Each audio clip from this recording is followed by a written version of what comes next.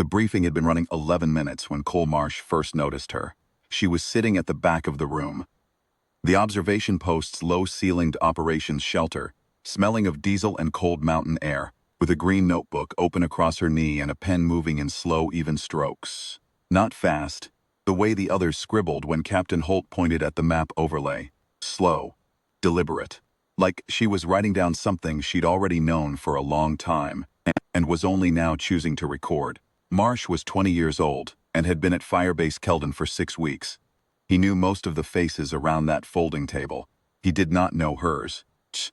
She had arrived the previous evening on the logistics run from the valley floor, quiet enough that even the post's most attentive gossips had clocked her only as the comms attachment. Specialist Elena Varro, there to manage the communications net during the Ridge Patrol. Support. Background. Captain Holt made it clear without ever quite saying it. Comms support holds the post, he said, tapping on the shelter position on the overlay with 2 fingers. You'll manage the battalion net from here. Keep the line clear. He moved on before she looked up. She didn't look up anyway. She finished her sentence in the notebook, capped her pen, and folded her hands over the page. Marsh filed out with the others into the late afternoon cold. He watched her cross to the equipment rack and begin pulling gear with a sequence that seemed, even to his young eye, more organized than it needed to be for a comms hold. She checked the handset, checked the backup, ran a frequency test he hadn't been shown in training. Then she pulled a small laminated card from the inside pocket of her jacket and read it once, turned it, and said nothing to anyone. He didn't think about it again until the contact report came in 40 minutes later, and everything changed. Troll hit the ambush on the lower east slope, 800 meters below the post, in the last of the usable light. The radio burst with it. Fragmented, urgent, words breaking apart under the sound of fire.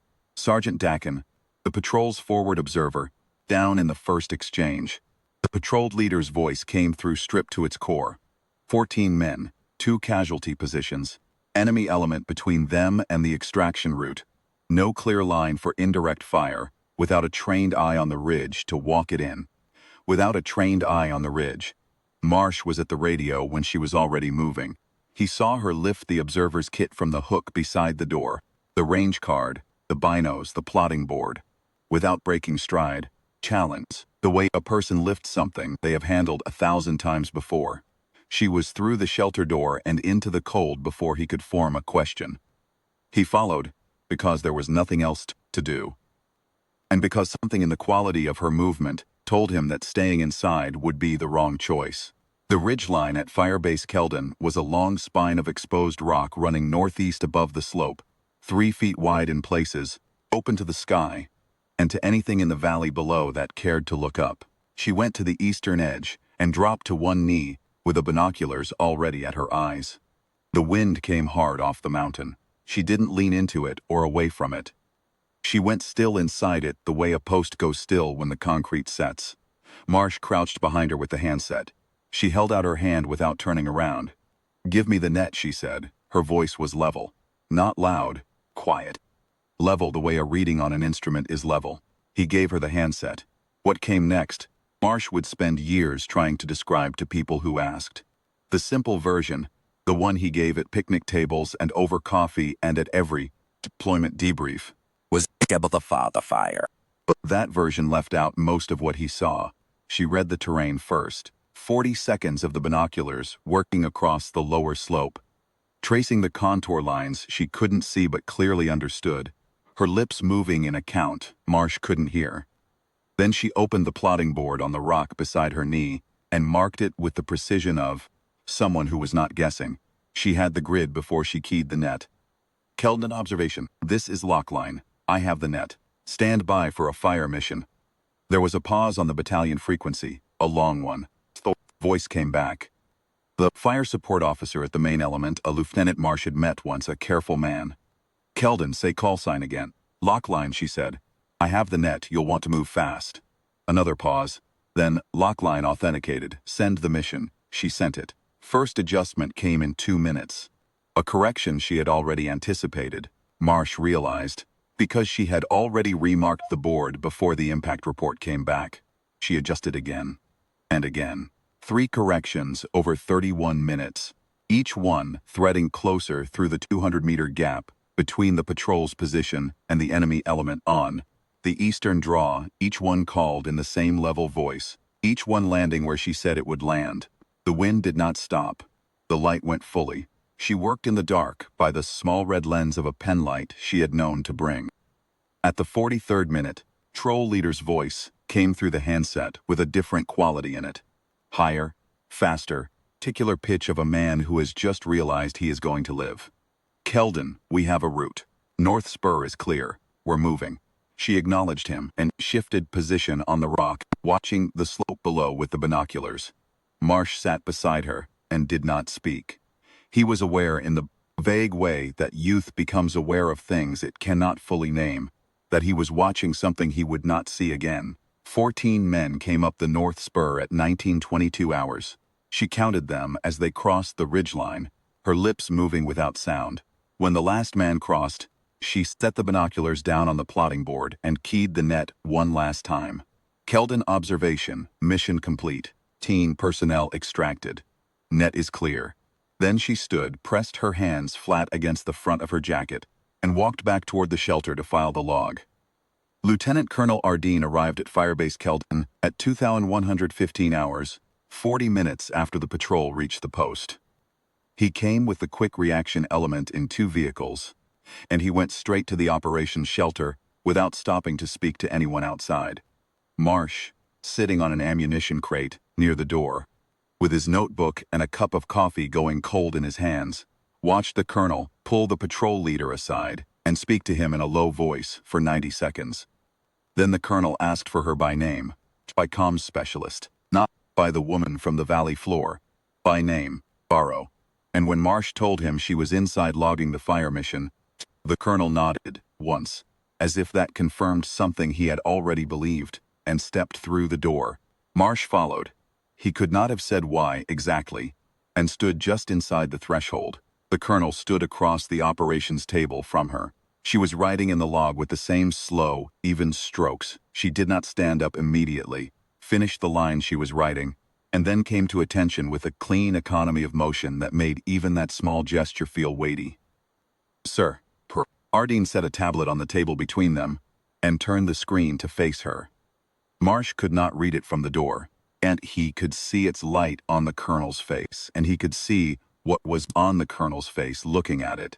The colonel had gray at his temples and the measured expression of a man who had been in the army long enough not to be surprised by much. He was surprised now. Not alarmed, surprised. The way a man looks when the scale of something comes clear to him all at once, and he realizes the scale was there the whole time. "Forward Observer Accuracy Record 3rd Mountain Brigade," Ardeen said. He wasn't reading it aloud for her benefit. He was reading it aloud because the room needed to hear it. Set at 24. Still standing. He looked up. 2 deployments, Sabre Ridge, Firebase Aldous. He paused. Operation Coldway. The shelter had gone quiet in the way that mountain posts go quiet, fully, without transition, as if someone had shut a door on the wind. "Call sign lock line," the colonel said. There were 7 men in that shelter. The patrol leader, 2 of the men she had brought off the slope, Sergeant Dakin, on a cot with his leg wrapped and his eyes open, 2 enlisted men who had been eating when the colonel walked in and had not resumed, and Captain Holt, standing at the far end of the table with a paper cup in his hand that he had not lifted to his mouth in some time. Ardeen came around the table and stood in front of her. He was a tall man. He looked at her for a moment, in the way that senior officers look at something they are about to render formal judgment on, and then he came to attention and rendered it. "On behalf of 3rd Brigade," he said, 14 soldiers who are going to sleep tonight because of what you did on that ridge. Thank you, Specialist." He held the salute. Troll Leader came to attention without being told. The 2 extracted soldiers came to attention without being told. Sergeant Dakin, on the cot, got his right hand up to his brow with a visible effort and held it there, and no one told him to put it down. Marsh, at the door, came to attention last.